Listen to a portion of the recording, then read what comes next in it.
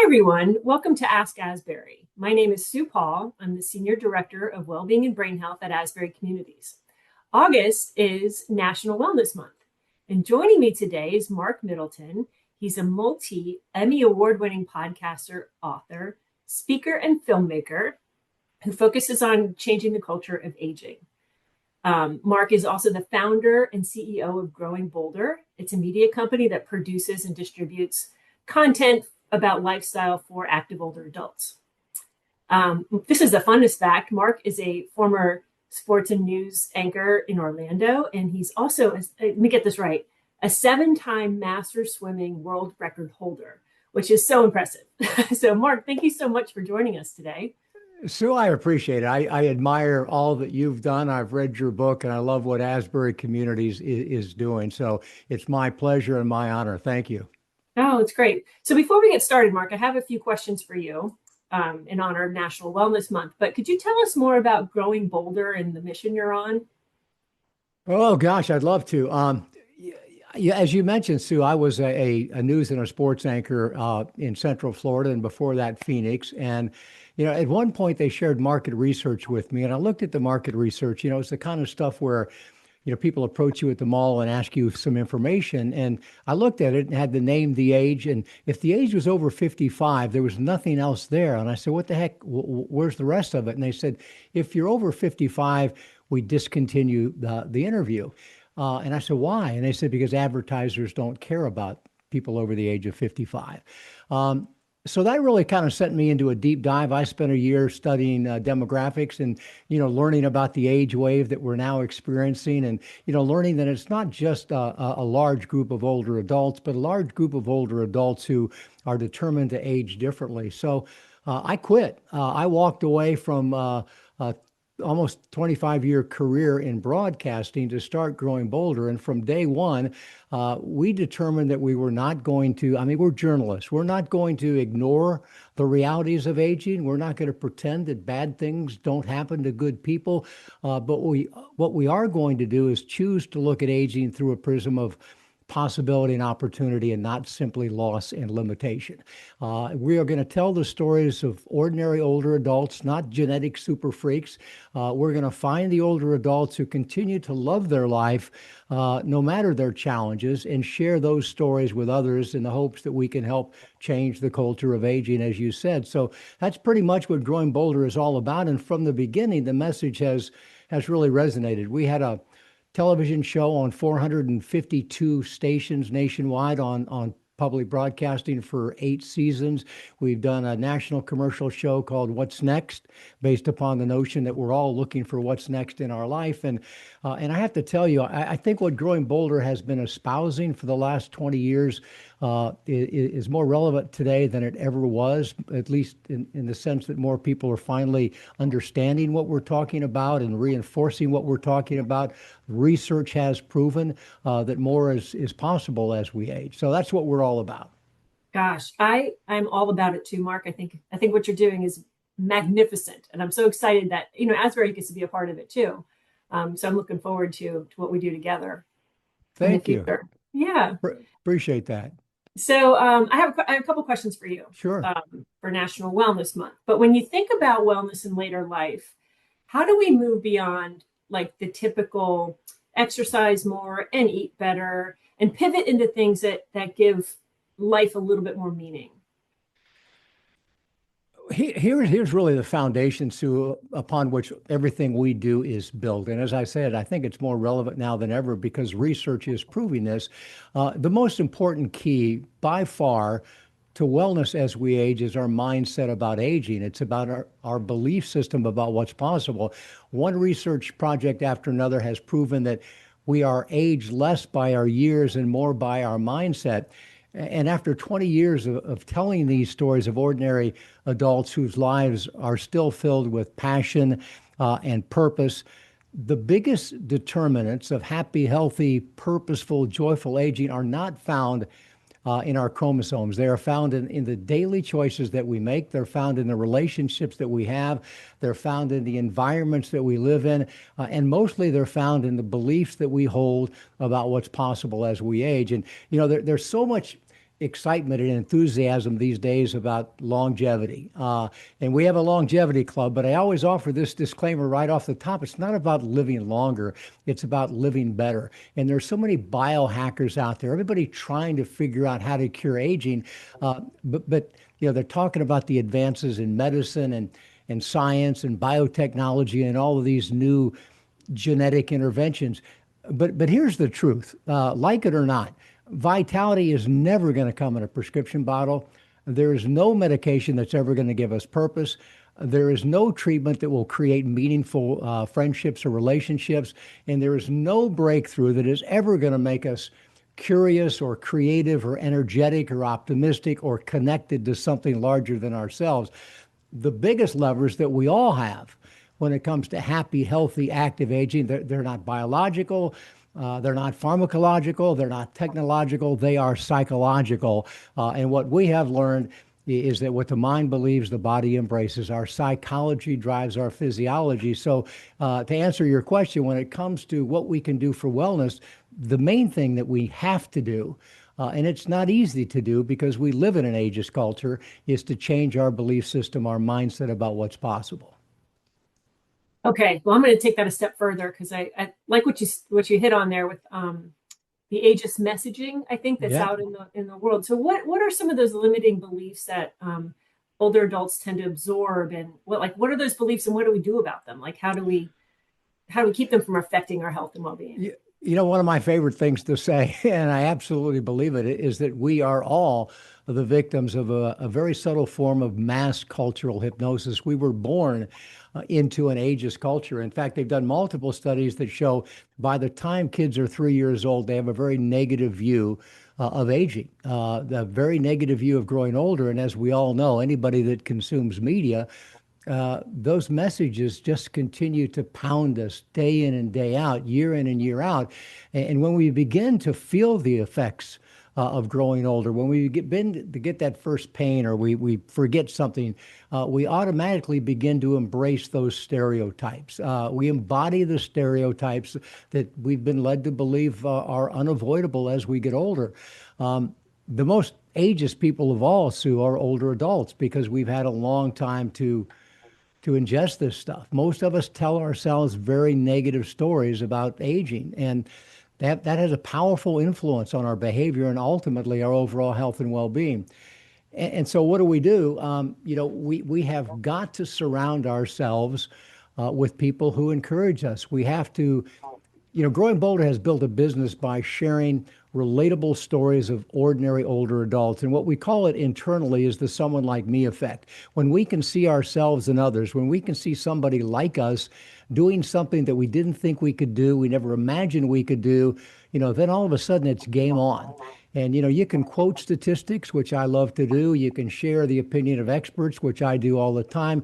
And all that's interesting, but it doesn't have the effect of showing believable, relatable stories of other ordinary adults. So, that's what we do. And so how do we overcome the ageist messaging? We learn from older adults around us. We understand that they struggle with aging. We understand that aging can be painful, it can be difficult, it can be sad. But there are a large and growing number of older adults who continue to love their life despite those challenges. So that's what we need to do. We need to learn from them. And that's what Growing Boulder's done. We've built a huge library of stories of ordinary people that are digging their lives into their 80s, 90s, and even 100s. Yeah. Oh my gosh, Mark, that's fantastic. I also think to add to your point, I think we need to be the models for the younger generation of what aging can look like as well. We are the people that they can see someday in their future as well. Like I had parents who played tennis into their 80s, Wow. who just never seemed like old people to anybody. They were always just my parents, fun to hang out with, kind of relevant, always clued in, and they never sat back in a rocking chair.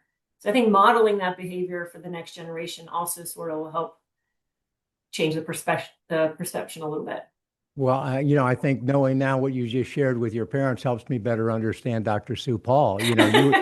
You were very fortunate, and I totally agree. We right now is a unique opportunity in the history of humankind because people are not just living longer, but more importantly, they're continuing to stay engaged and live in a way that has never happened before. When I talk, almost without exception, the first person that comes up to me is a 25 or 30-year-old woman, who just said, "Wow, you blew my mind. I didn't know that was possible." And so I say to older adults, you want to leave a legacy, just continue to figure out how to love your life, no matter your challenges, because we really are together changing the culture of aging, not just for ourselves, but for our kids and our grandkids. We're showing them a way to live that they can model. Mhm. You're modeling your parents' lifestyle now. Yeah. Let's talk about purpose because I think that's one of those terms that is sort of easier said than done Mm.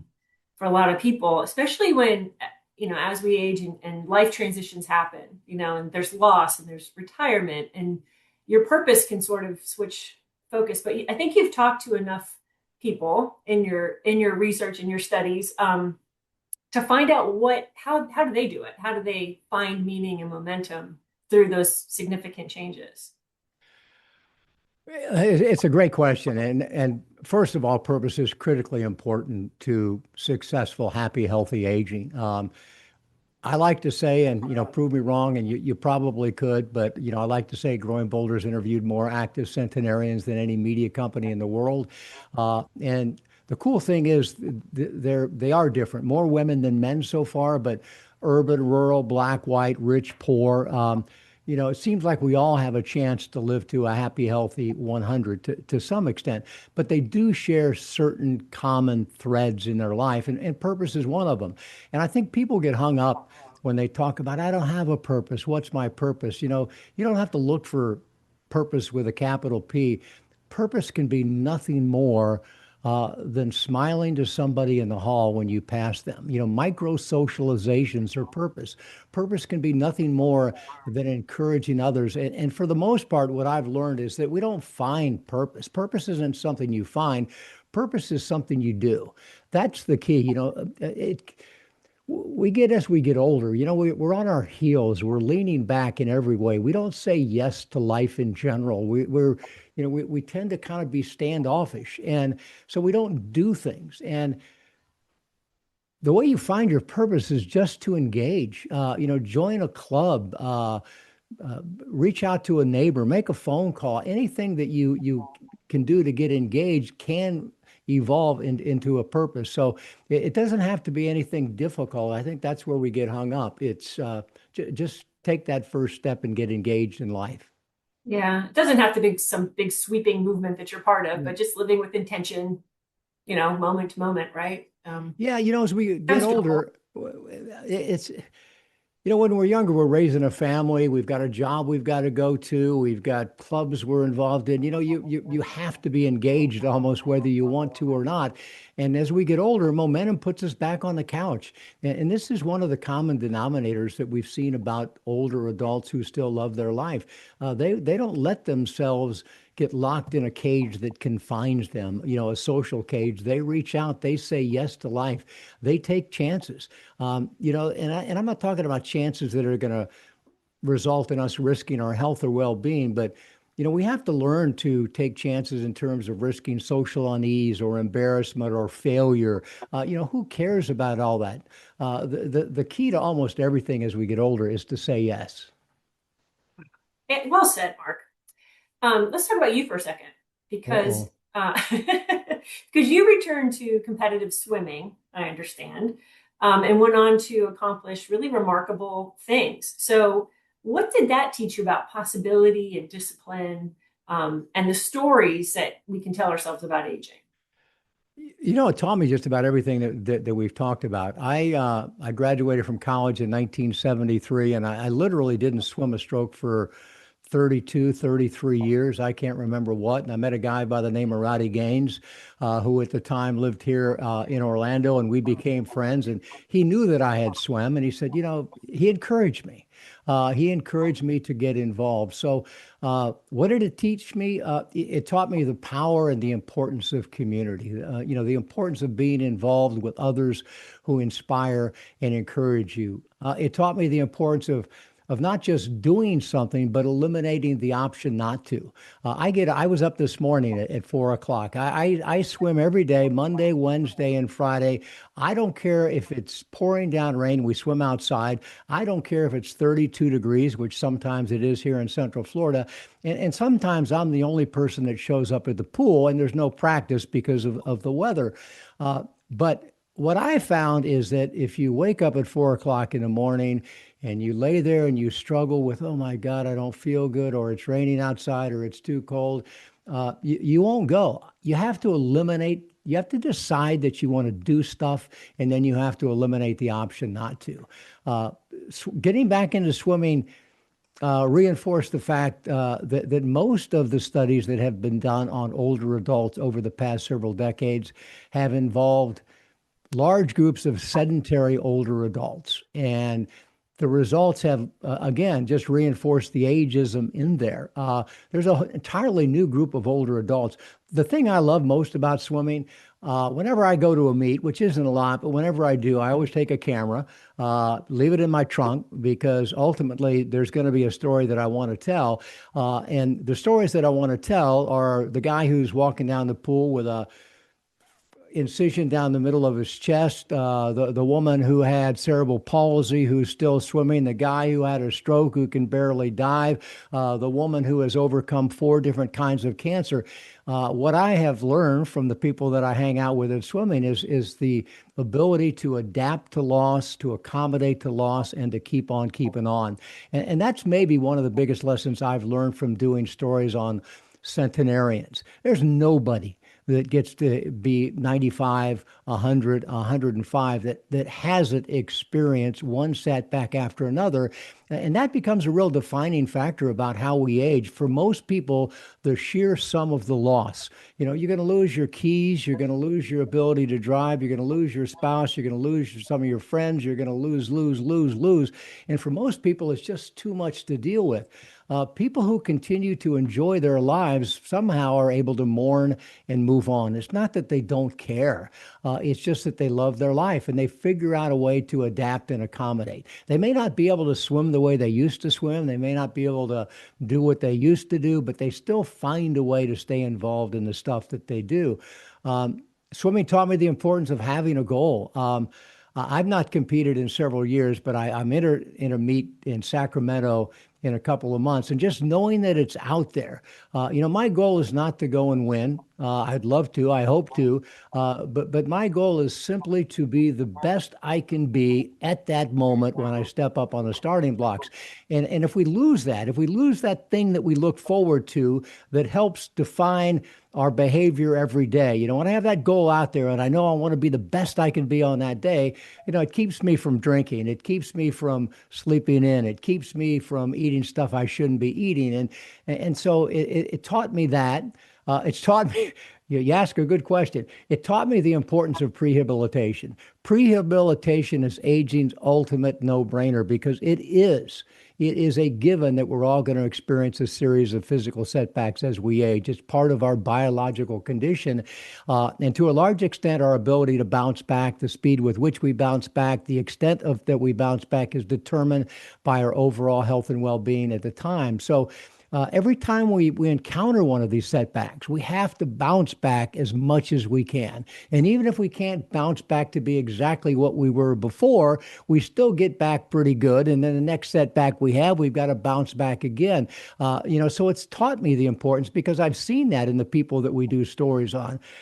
It taught me the importance of hanging out with the right kind of people. And, this is like the biggest soapbox that I get on these days, Sue, and I apologize for rambling, but I think You do not apologize. You love it.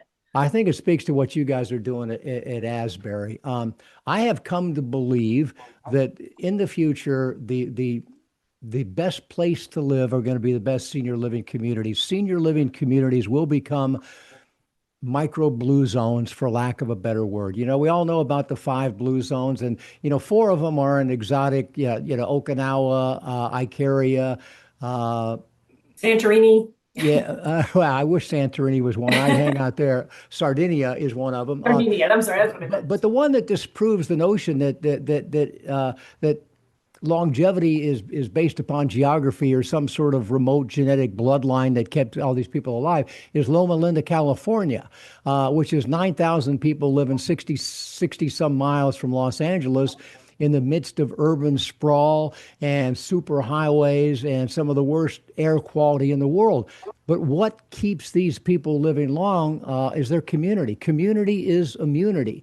And when you live in a community like Asbury, where people are encouraging, where you can continue to engage in lifelong learning, where you can try new things, where you're encouraged to say yes, that is the ultimate key. And that's the and there's communities of all sorts. Living in one is ideal, but plugging into a community of swimmers, which is what I've done, plugging into a community of artists, plugging into a community of writers, plugging into a community of volunteers.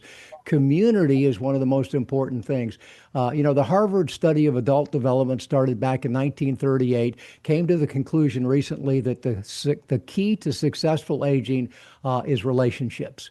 And this is a study that was run by PhDs and MDs, and they could have gone in any direction, but their study has shown them that the people who are healthiest in their 80s and 90s were those who had the strongest social relationships in their 50s and 60s. So, that's what we all need to do is engage with others in a positive way. Gosh, Mark, I wish I could summarize all of that into a few bullet points, but I think I mean, you said so much right there, so much to unpack. But let's give one take home tip to the person who's a little stuck, maybe a little overwhelmed, doesn't know, how to feel that sense of purpose, or maybe they're discouraged about something. What's the little nugget that moves them forward in August for National Wellness Month?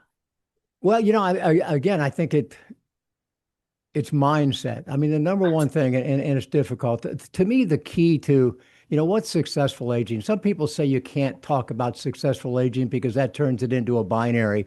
It's successful or unsuccessful. I think that's garbage. I think we all get to define what's successful for us. For some people, being a kindergarten teacher may be successful, and for others, having a PhD and running a company could be successful. The key to me to successful aging is to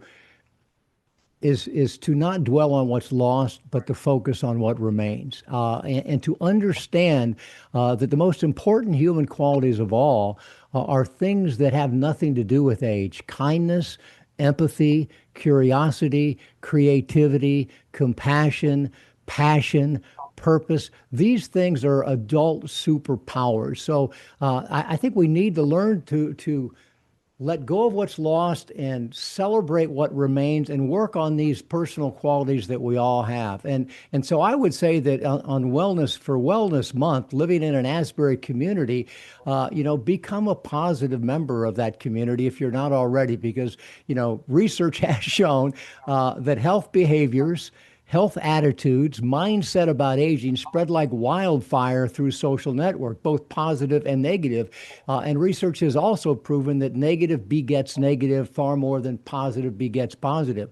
If you're a discourager, you can devastate someone's life. I mean, you hold that power. Conversely, if you're an encourager, if you encourage people to smile and be happy, just take little steps, encourage those around you, engage in micro socialization, smile at people, make eye contact, say yes to whatever. Say yes to little adventures. One of the things I've learned that I love to repeat from about older adult centenarians that love their life. In one way or another, they say that they have learned to celebrate life's little miracles or to collect moments of joy, which exist everywhere, every day for everybody. It's just a matter of kind of getting over ourselves and quit bemoaning the fact that we're older. We have some pains. We can't do what we want to do, but hey, look at that flower. Look at that nice person. Let's help one another. That's the most important part about being human, anyways. Oh, gosh, Marc Middleton, I cannot thank you enough for this. This has been so inspiring. I mean, I'm going to do all the things you said. Well, So, Sue, thank you so much. I love to be involved with you guys. I'm a great admirer of what you're doing, and again, it's my honor and my privilege to be with you. So, thank you. all right. Thanks again, Mark.